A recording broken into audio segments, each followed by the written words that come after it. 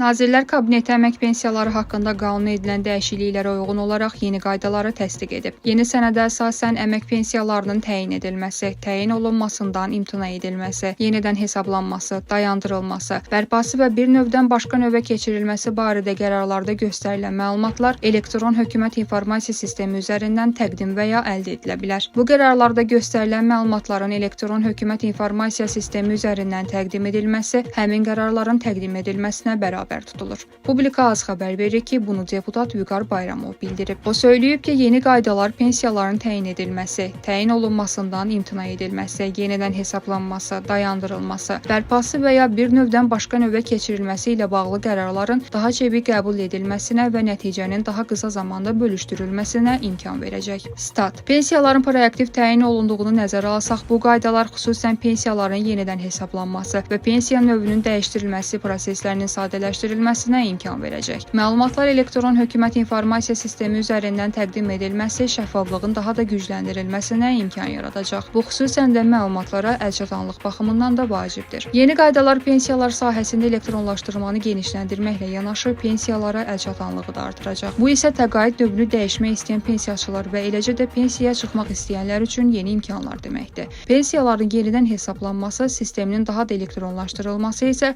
bir sıra hallarda pensiya məbləğlərini də artıra bilər. Statın sonu.